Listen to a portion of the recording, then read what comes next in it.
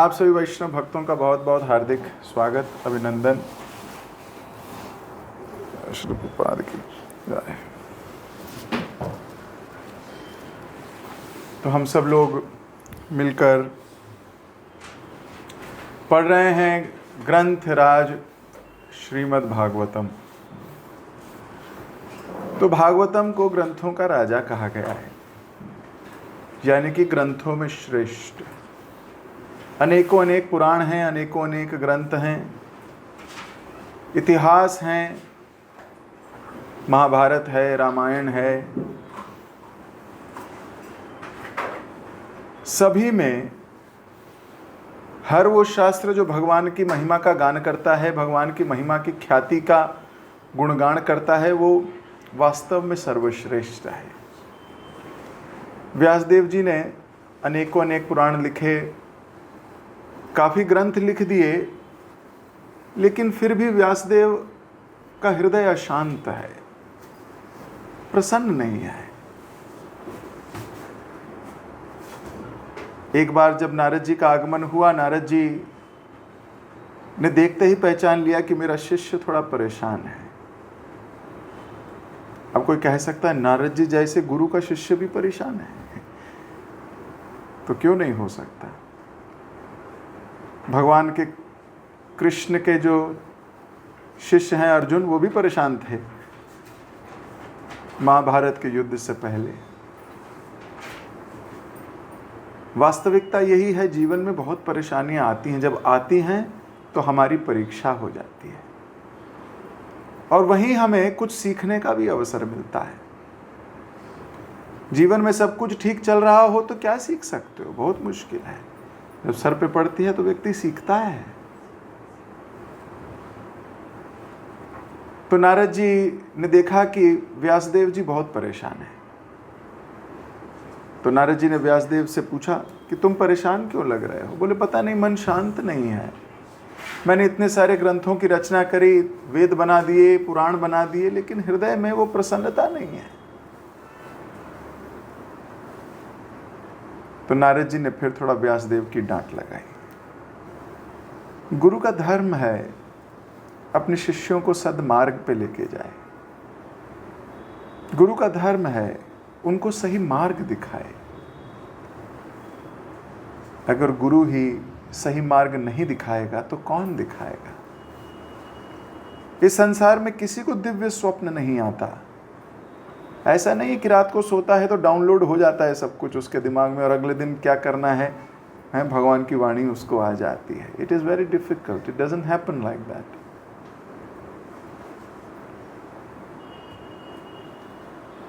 तो नारद जी ने व्यासदेव को कहा कि आपने भगवान कृष्ण की महिमा का ज्ञान या व्याख्यान या गुणों का गान नहीं किया है प्रचुर मात्रा में, इसलिए आप परेशान हैं, इसलिए हृदय में शांति नहीं है।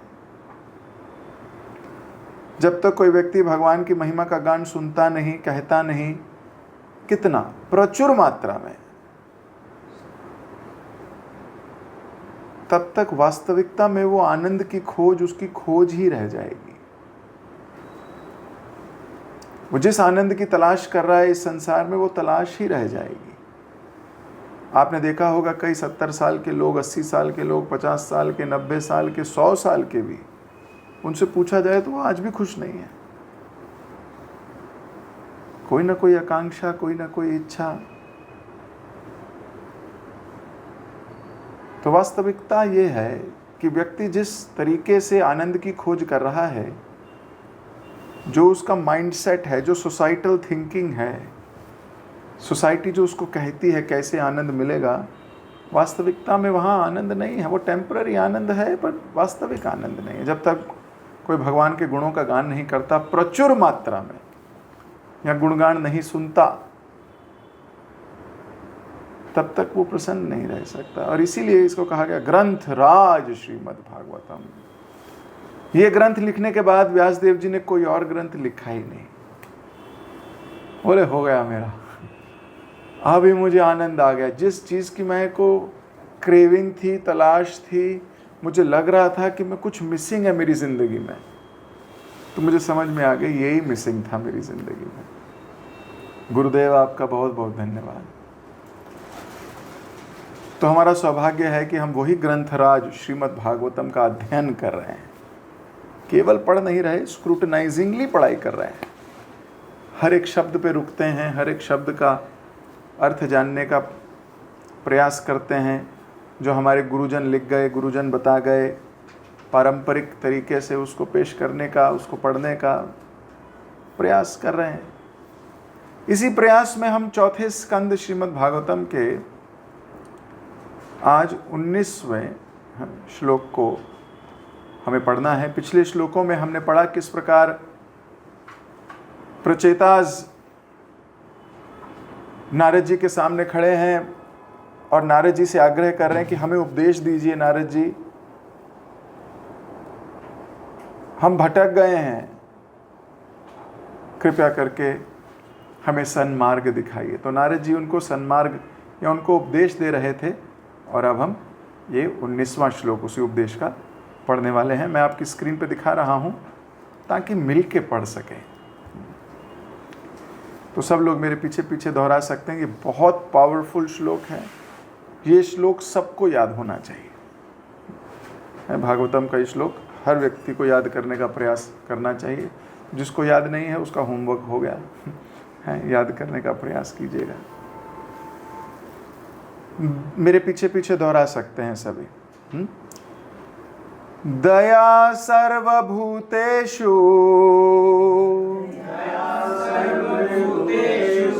संतुष्ट येन केन वा सर्व इंद्रिय उपशांता चतुष्टाशु जनार्दना दयया सर्वभूतेषु संतुष्ट्या येन केन वा सर्व इंद्रियोपशांता चतुष्टाशु जनार्दना दयया सर्वभूतेषु संतुष्ट्या येन केन वा सर्वेन्द्रियोपशांताया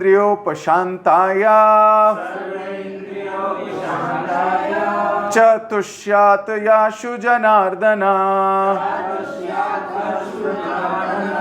दयया सर्वभूतेषु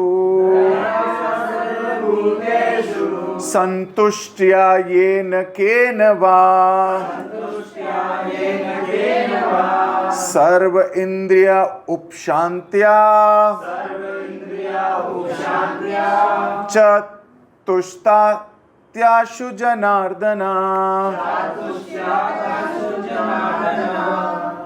दयया, दया दिखाने से सर्वभूतेषु समस्त जीवों पर संतुष्टया संतुष्ट होने से येन केन वा किसी न किसी तरह सर्व इंद्रियां समस्त इंद्रियां उपशांत्या वश में करके च भी तुष्यति संतुष्ट होता है आशु तुरंत जनार्दना समस्त जीवों के स्वामी।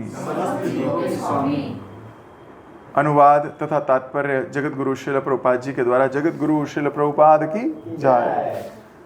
समस्त जीवों पर दया करने से, येन केन प्रकार से संतुष्ट रहने से तथा इंद्रियों को वश में करने से मनुष्य भगवान जनार्दन को बहुत शीघ्र संतुष्ट कर सकता है। तात्पर्य, ये कुछ विधियां हैं जिनके द्वारा भक्त भगवान को संतुष्ट कर सकता है। इनमें सबसे पहली है दयया सर्वभूतेषु, अर्थात समस्त बद्ध जीवों पर दया दिखाना। दया दिखाने की सर्वोत्तम विधि है कृष्ण भक्ति को फैलाना। संपूर्ण संसार इस ज्ञान के अभाव से पीड़ित है। लोगों को जानना चाहिए कि भगवान ही सभी वस्तुओं के मूल कारण हैं। ऐसा समझकर प्रत्येक व्यक्ति को भगवत भक्ति में लग जाना चाहिए। जो लोग वास्तव में विद्वान हैं, आध्यात्मिक ज्ञान में प्रगति कर चुके हैं, उन्हें संसार भर में कृष्ण भक्ति का उपदेश करना चाहिए, जिससे लोग उसे ग्रहण करके अपने जीवन को सफल बना सकें। सर्वभूतेषु शब्द सार्थक है, क्योंकि यह न केवल मनुष्यों के लिए वरन 84 लाख योनियों में प्रकट होने वाले समस्त जीवों के लिए आया है। भक्त न केवल मानव जाति को लाभ पहुंचा सकता है, अपितु समस्त जीवों को भी। प्रत्येक व्यक्ति हरे कृष्ण महामंत्र के जप से आध्यात्मिक लाभ उठा सकता है। जब हरे कृष्ण की दिव्य ध्वनि का उच्चारण किया जाता है तो पौधे, पशु, कीड़े तक लाभान्वित होते हैं। इस प्रकार हरे कृष्ण महामंत्र का उच्च स्वर से कीर्तन करके मनुष्य समस्त जीवों पर दया करता है। संसार भर में कृष्ण भावनामृत आंदोलन को फैलाने के लिए भक्तों को सभी परिस्थितियों में प्रसन्न रहना चाहिए। नारायण परा सर्वे न कुत्यश्चन भिवयन्ति स्वर्ग पवर्ग नरकेश वपि तुल्यार्थ दर्शिनः। भक्त को उपदेश कार्य के लिए यदि नरक में भी जाना पड़े तो उसे परवाह नहीं करनी चाहिए। यद्यपि भगवान वैकुंठ में हैं, किंतु वे एक सूअर के शरीर में भी वास करते हैं।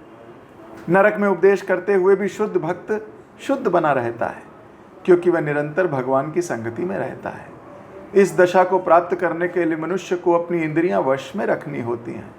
जब उसका मन भगवत भक्ति में रत होता है तो सतह इंद्रियां वश में हो जाती हैं। ओम अज्ञानतिमिरान्धस्य ज्ञानञ्जनशलाकया चक्षुरुन्मीलितं येन तस्मै श्रीगुरुवे नमः। श्रीचैतन्यमनोभीष्टं स्थापितं येन भूतले स्वयं रूपा कदा मह्यं ददाति स्वपदान्तिकं। वन्देऽहं श्रीगुरु श्रीयुतपदकमलं श्रीगुरो वैष्णवांश्च श्रीरूपं साग्रजातं सगण रघुनाथान्वितं तं सजीवं सावधूतं सावधूतं परिजनसहितं कृष्ण चैतन्यदेवं श्रीराधाकृष्णपादान् सगण ललिता श्रीविशाखान्वितांश्च। हे कृष्ण करुणा सिंधु दीनबंधो जगत्पते गोपेश गोपिका कांता राधा कांता नमोस्तुते।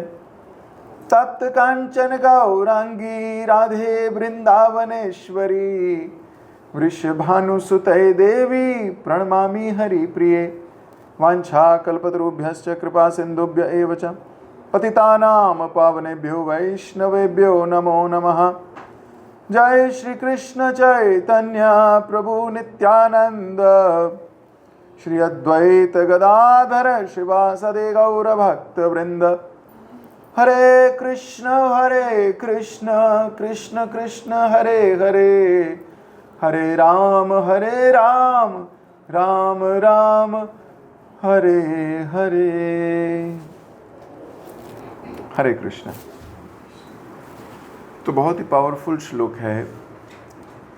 दयया सर्वभूतेषु संतुष्टया येन केन वा सर्व इंद्रियोपशांता च तुष्यातुषु जनार्दना। तो इस श्लोक में 3 बातें बहुत इंपॉर्टेंट कही गई। आप में से कितने लोग चाहते हो कि भगवान को प्रसन्न कर सको, भगवान हमसे खुश हों? शायद ही कोई व्यक्ति होगा जो कहेगा कि नहीं, मेरे से तो नाराज ही रहें तो अच्छा है।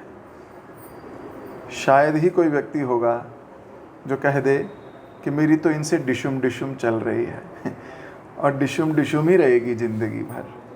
पॉसिबल नहीं है। प्रत्येक जीवात्मा ये सोचता है कि भगवान उससे प्रसन्न हो, पर प्रसन्न करने का फॉर्मूला नहीं पता कि प्रसन्न होते कैसे हैं भगवान। तो कई बार लोग बोलते हैं किसी का दिल नहीं दुखाओ तो प्रसन्न हो जाते हैं भगवान। कई बार बोलते हैं चोरी ना करो, प्रसन्न होते हैं। सच बोलो तो प्रसन्न होते हैं। ईमानदार रहो तो प्रसन्न होते हैं। हाँ, ये अच्छे गुण हैं, ये बात सच है, ये अच्छे गुण हैं, ऐसा होना ही चाहिए, लेकिन जरूरी नहीं इनसे प्रसन्न हो। एक ऋषि होते थे, ऋषि कश्यप। वैसे तो राजा कश्यप थे वो, पर हमेशा सच बोला करते थे। सच बोलने के चक्कर में नरक जाना पड़ा। अब आप कहोगे ये कैसे हुआ प्रभु जी? तो एक बार कुछ कसाई भाग रहे थे, गाय आगे आगे भाग रही थी, तो गाय जाके एक झाड़ियों में चली गई। तो इन कसाईयों ने आके पूछा, क्या आपने यहां से गाय को भागते हुए देखा? तो अब वो सच बोले या झूठ बोले, इस बात में फंस गया। अब बोला मैंने तो व्रत लिया है कि मैं हमेशा सच बोलूंगा, सच बोलता हूं तो गाय मरती है, झूठ बोलता हूं तो मेरा वचन टूटता है। अंतोगत्वा अहंकार के वजह से उसने सच बोल दिया। बोले हाँ, उस झाड़ियों की तरफ गई है। कसाईयों ने जाके उस गाय का वध कर दिया और उसका पाप लगा इस कश्यप को। तो कोई कहे कि सच बोलने से भगवान प्रसन्न होते हैं, तो यहां तो फेल हो गया ये फॉर्मूला। कोई कहे दूसरे का दिल दुखाया नहीं चाहते प्रभु जी हम, दूसरों का दिल मत दुखाइए, उससे चीज़ें ठीक हो जाती हैं। तो मान लो कोई आपको आके बोले अफीम खा लो, अफीम खाओ, आप बोलो मैं अफीम नहीं खाता, वो बोले आपने मुझे मना कर दिया, मेरा दिल दुख गया, मेरा दिल टूट गया, अफीम तो खा ही लो। तो क्या अफीम खा लोगे आप? नहीं खाओगे। इसका मतलब ये भी गड़बड़ हो गया। दिल दुखाना भी नहीं। हालांकि ये बातें अच्छी हैं, but it is not the mandate. तो यहाँ स्वयं भगवान के शुद्ध भक्त नारद जी, जो भगवान को संतुष्ट कर चुके हैं, वो फॉर्मूला दे रहे हैं कि आप कैसे जनार्दन को, भगवान को इन 3 चीज़ें करके जल्दी प्रसन्न कर सकते हो। क्या है वो 3 चीज़ें? पहली, समस्त जीवों पर दया करने से। दया सर्वभूतेषु, दया करके। अब दया का अर्थ क्या है? हर लोगों को दया का अर्थ अलग अलग पता है। हर व्यक्ति अपने मन से दया बनाता है, ये भी गड़बड़ है। मुझे दया आ गई। मुझे याद है थोड़े समय पहले एक व्यक्ति बहुत से लोगों को शराब बांट रहा था। मैंने देखा इन्हें शराब बांट रहा है, बोल रहा है ग्लास लाओ। सब लोग, भिखारी लोग ग्लास ला ला के, कोई ऐसे करके पी रहा है, कोई ऐसे ग्लास लेके आया, कोई बोतल टूट के लाया, वो बांट रहा था। तो उसे पूछा गया कि आप ऐसा क्यों बांट रहे हो? बोले बेचारे कभी नहीं पी पाते, मुझे इन पे दया आ गई, तो मैंने बड़ी बोतलें खरीदी अच्छी वाली और मैंने इन सबको बांटी है। तो क्या आप इसको दया कहोगे? ये दया नहीं है, ये बिल्कुल दया नहीं है। तो दया है क्या फिर वास्तव में? तो इस श्लोक के परपट में प्रभुपाद जी ने लिखा, कृष्ण भावनामृत लोगों तक पहुंचाना ये दया है। प्रयास करना कि समस्त जीव भगवान से जुड़ें, उनको इंस्पिरेशन मिले, भगवान के बारे में जानने का उनको अवसर मिले। यानी कि लोगों को कृष्ण भावनामृत के विषय में कहना, उन्हें क्लासेस में लेके आना, उनको कथा सुनानी, प्रयास करना कि उनको भगवान के नाम में रुचि आए, इंटरेस्ट आए, उनको अच्छा लगे। इसको बोला जाता है वास्तविक दयालु व्यक्ति। महाप्रभु को महावदान्याय कहा जाता है ना? हम सब बोलते हैं नमो महावदान्याय कृष्ण प्रेम प्रदायते। नमो महावदान्याय, सबसे बड़े दयावान है। क्यों?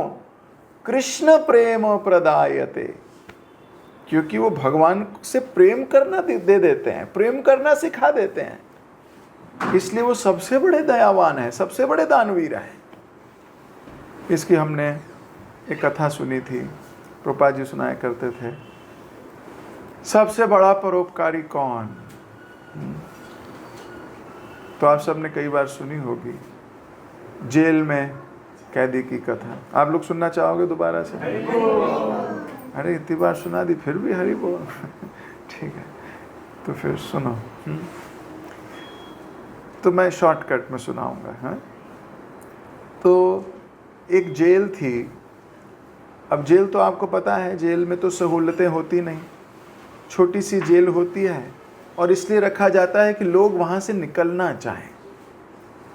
अगर जेल में ही बेल लगा दी जाए और मेन्यू कार्ड दिया जाए रोज़ सुबह दोपहर शाम कि आप खाएंगे क्या, बेल करके बता दीजिएगा, आ जाएगा, तो उस जेल से कोई निकलना चाहेगा? कोई भी नहीं निकलना चाहेगा। तो जेल में थोड़ी तपस्या का माहौल होता है। सुबह समय पे उठना है, पूरी है चक्की पीसनी है, तोड़ने हैं पत्थर, या जो जो काम जेल में मिला जाए वो काम करने होंगे। उसके बाद थोड़ा खाना मिलता है, वो भी ऐसा नहीं है कि शाही पनीर, मटर पनीर, दाल मखनी, नान और आलू नान और बटर नान और सब मिलता है, बिल्कुल नहीं, सिंपल खाना मिलेगा ताकि लोग वहाँ रहना ना चाहें। तो एक दिन उस जेल में एक परोपकारी आया, दयावान व्यक्ति आया। वो आके कहता है, ये कौन सी जेल है यार, तुम लोगों को रखना भी नहीं आता, जेल शुरू होते ही खत्म हो गई, ये कैसी जेल है, पंखा भी नहीं है, लाइट भी नहीं है। तो जेलर को बुला के बोलता है, ये लो पैसे, पूरी जेल में लाइट लगवाओ, हर एक कमरे में लाइट होनी चाहिए। तो जैसे ही कमरों में लाइट लगाई गई, लाइट जलने लगी, कैदी तो सेठ जी की जाए, सेठ जी की जाए, सेठ जी की जाए। क्यों? अरे भाई रात में देख पाएंगे खा क्या रहे हैं, प्लेट में क्या होता था दिखता भी नहीं रात के अंधेरे में, पर अब देख पाएंगे। उनके लिए तो सेठ जी कमाल के सेठ जी हो गए। थोड़े दिनों में उस बल्ब की आदत पड़ गई, लोग बल्ब भी भूल गए और सेठ जी को भी। फिर थोड़े दिनों में एक और परोपकारी आया और बोला, ये कोई जेल है जेलर साहब, पंखे लगवाओ, मैं देता हूं धन, पंखे लगवाइए। तो जेल में पंखे लग गए। अब पंखे चलने लगे तो गर्मियों में हवा आने लगी और कैदी तो सेठ जी की जाए, सेठ जी की जाए। क्यों?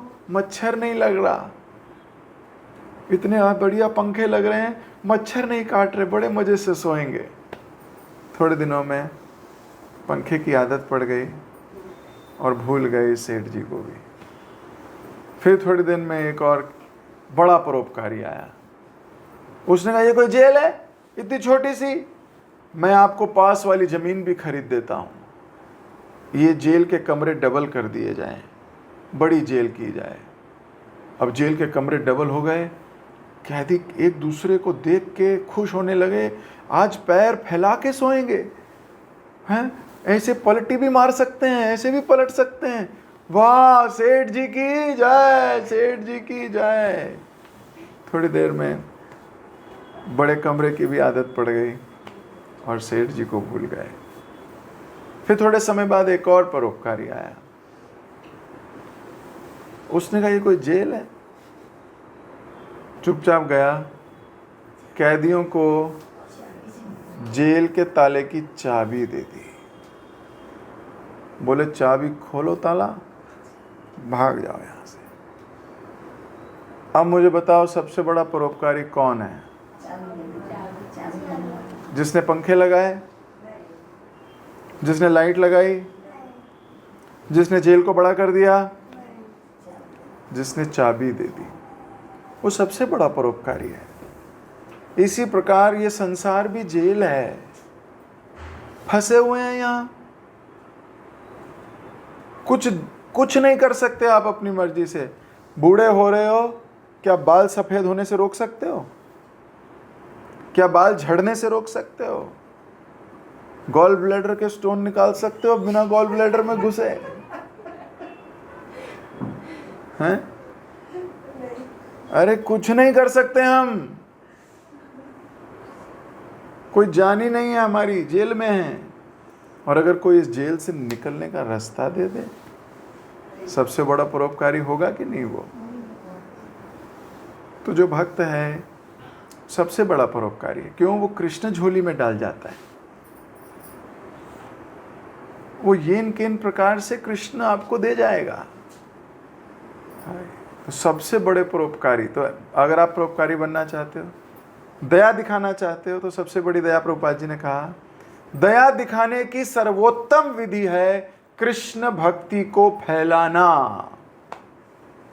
लोगों तक ये संदेश लेके जाना। बुक डिस्ट्रीब्यूशन, सबसे बड़ी परोपकारी सेवा है बुक डिस्ट्रीब्यूशन। प्रभुपाद जी कहते थे, What is the fun of you giving 10 minutes class, 15 minutes class, 30 minute class? You will speak 1 shloka, 2 shloka, 3 shloka, that's it. But my book distributors, वो एक साथ 700 श्लोक हाथ में पकड़ा के चले जाते हैं। So book distribution is प्रचार की one of the top most सेवा। So भक्त लोग क्या करते हैं, लोगों तक ये ज्ञान बांटते फिरते हैं। तो पहला था जीवों पर दया करना, समझ में आ गया पहला प्रिंसिपल, जीवों पर दया करना। दूसरा, येन केर प्रकार से संतुष्ट रहना। अब क्या है, अपने को संतुष्ट समझना, यह भी बहुत जरूरी है। जैसी भी कंडीशन में भगवान रखें, कैसी भी कंडीशन हो,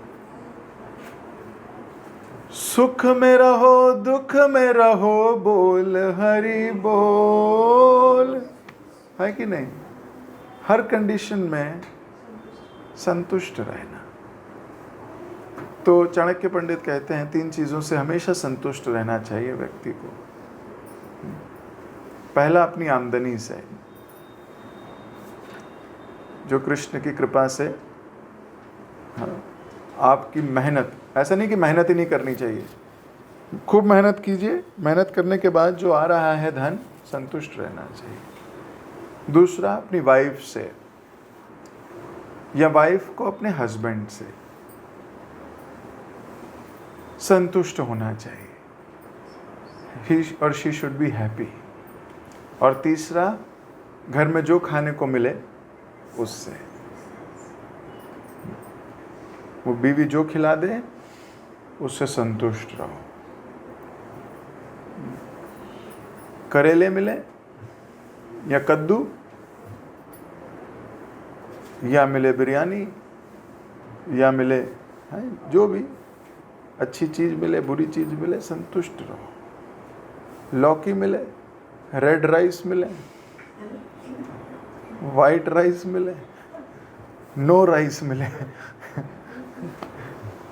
जो मिले उससे संतुष्ट होना चाहिए। तो जब कोई व्यक्ति संतुष्ट रहता है, वो भी भगवान को प्रसन्न कर सकता है।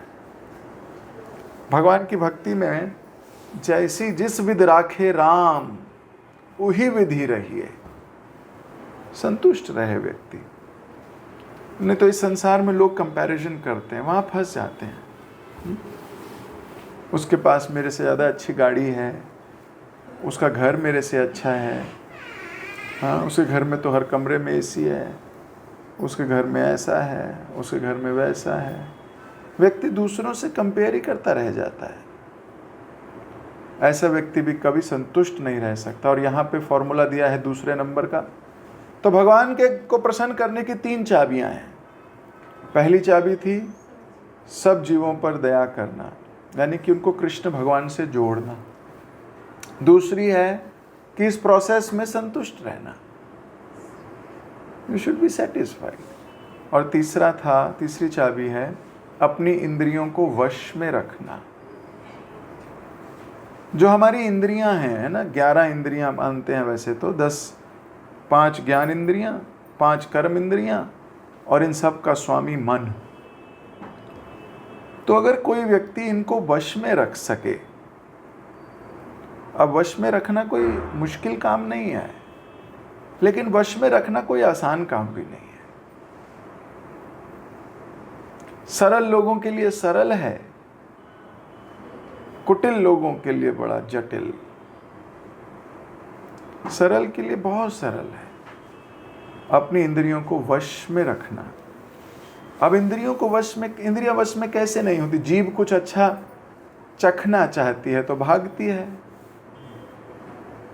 कि नहीं? अच्छा चखना चाहती है कुछ तो फिर भागती है मूर्थल पराठे खाने, बीकानेर वाला, या और भी कौन से वाला खुल गए, अब तो बहुत सारे वाले हो गए। जीभ भागती है।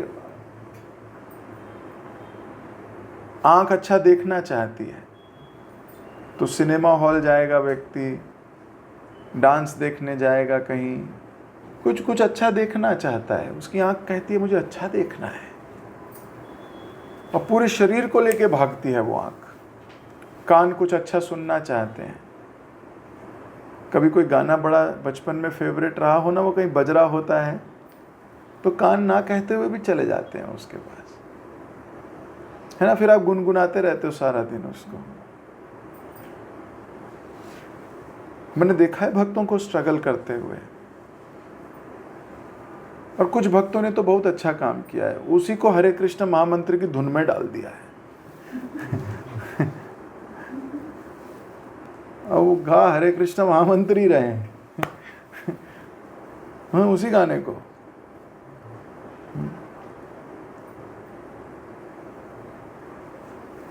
हरे कृष्णा कृष्णा कृष्णा हरे हरे, हरे राम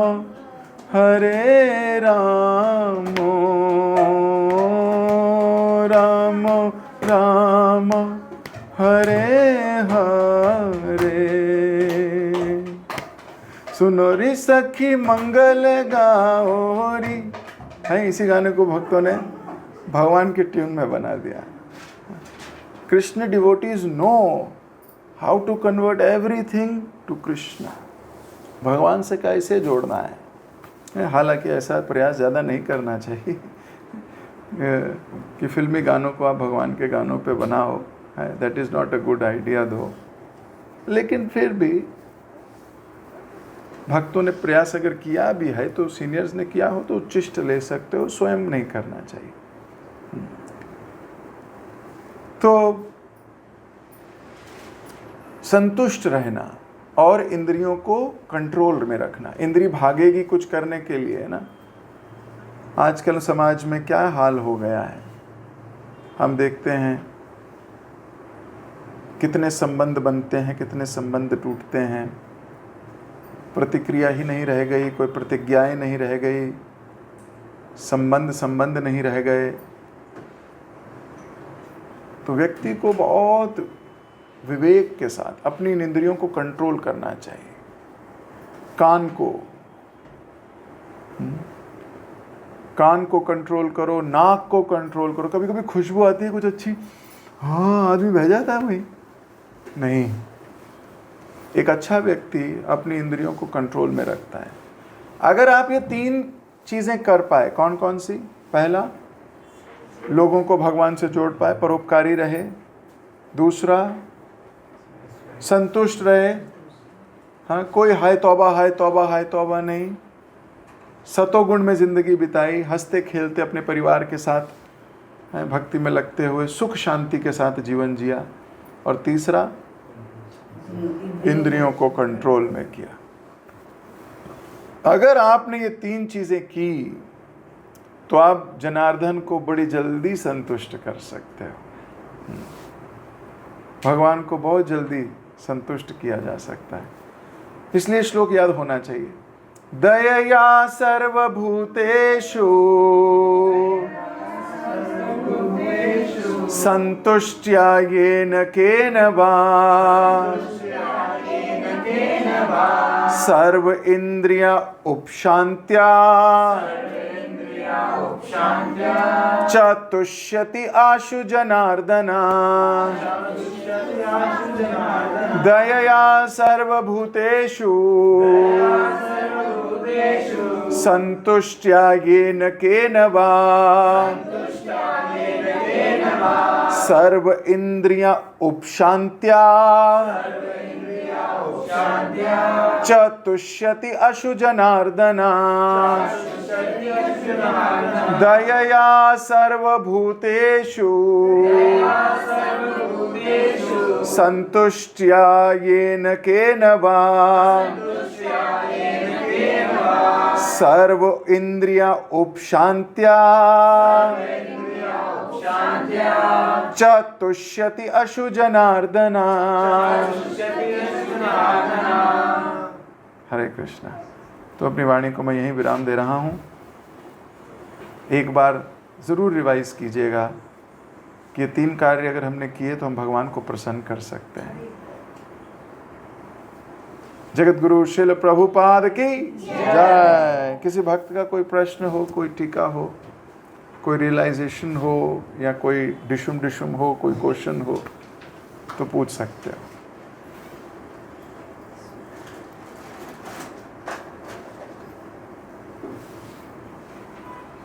ओके, कोई विशेष क्वेश्चन नहीं, ठीक है। हाँ, योगेश्वर कृष्ण प्रभु, हाँ जी पूछिए। हरे कृष्णा विद अपना, thank you so much for the lecture.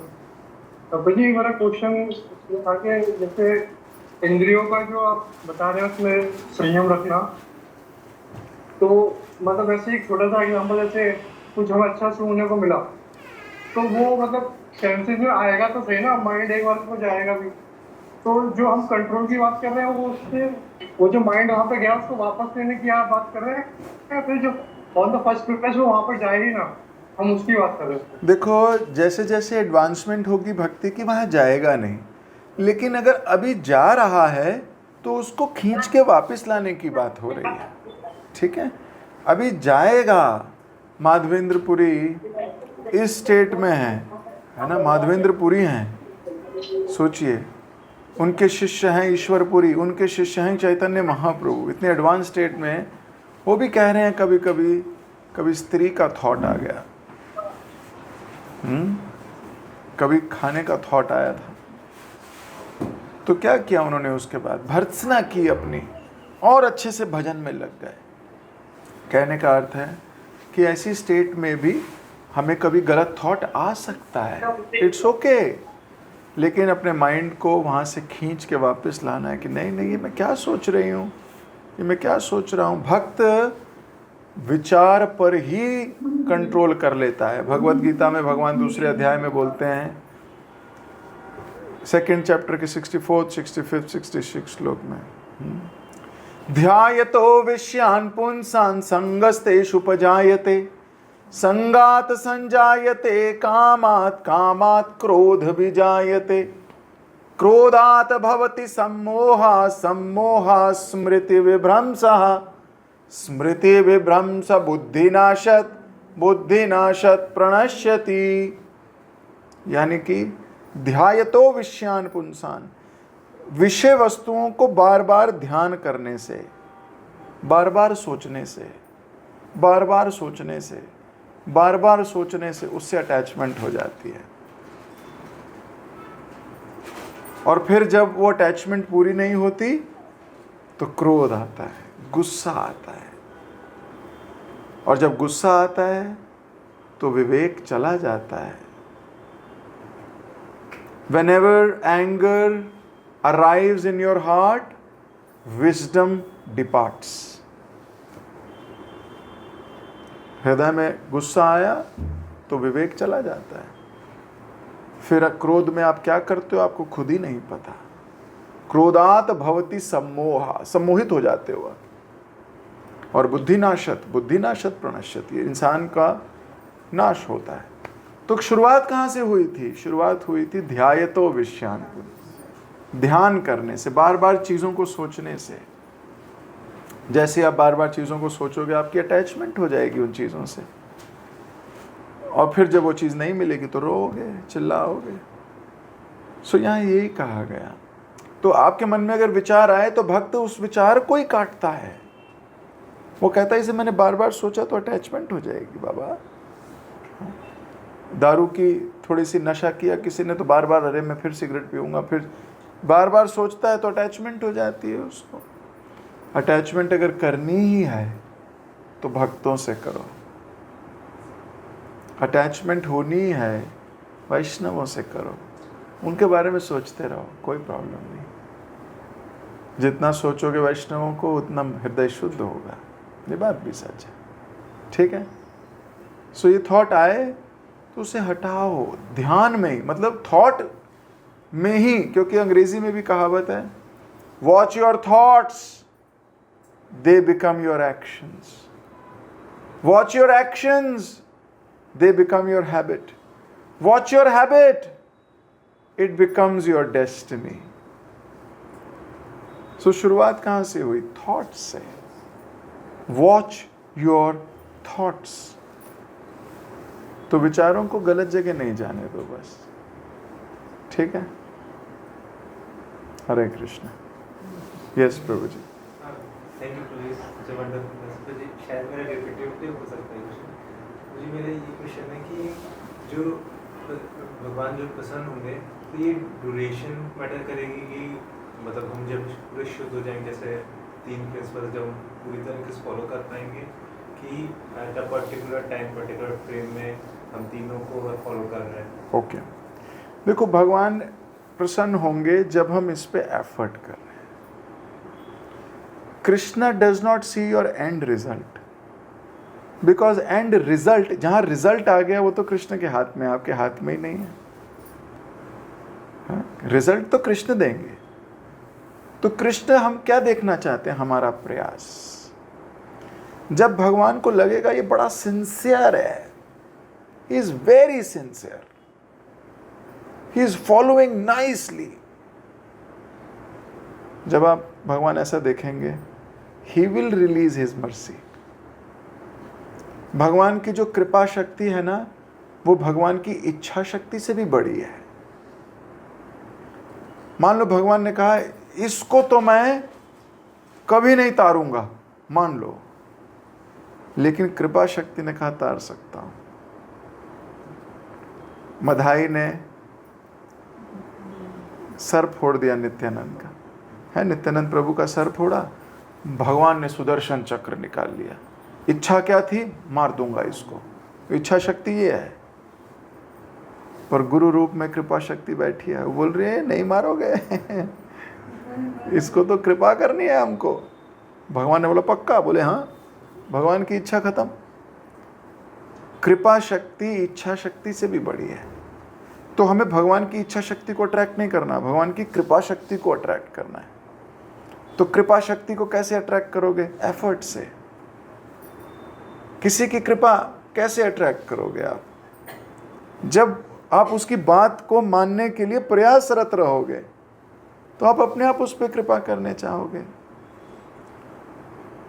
जैसे कुछ दिन पहले मैंने एक भक्त को कुछ थोड़ा सा मैंने बोला प्रभु जी ये करना है, शाम तक उससे 10 टाइम्स अच्छा हुआ था. तो मेरे को बड़ी प्रसन्नता हुई. मैं कहा कितना सीरियसली लेते हैं ये. So automatically I developed love, affection, and I prayed for him. So ऐसे अट्रैक्शन हो जाती है व्यक्ति में. तो हमें क्या करना है? हमें कृपा शक्ति को अट्रैक्ट करना है. और ये तो मूवमेंट ही कृपा की मूवमेंट है.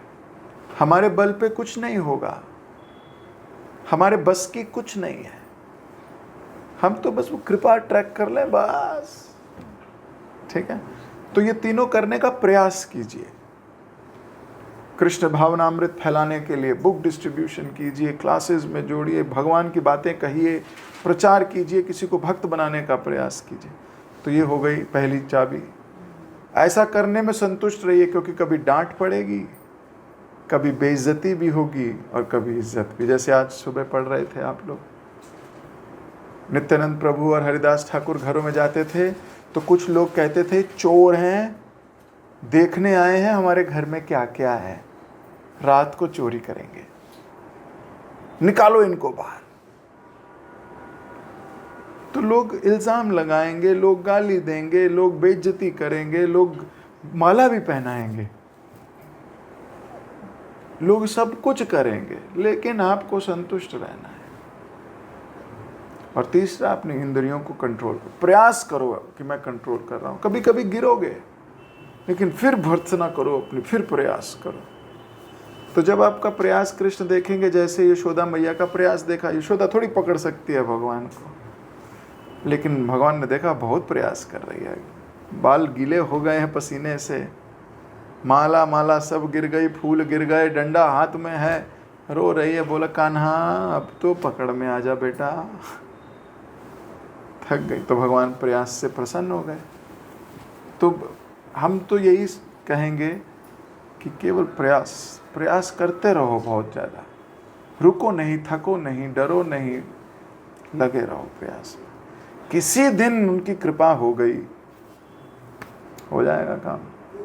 ठीक है, हरे कृष्ण।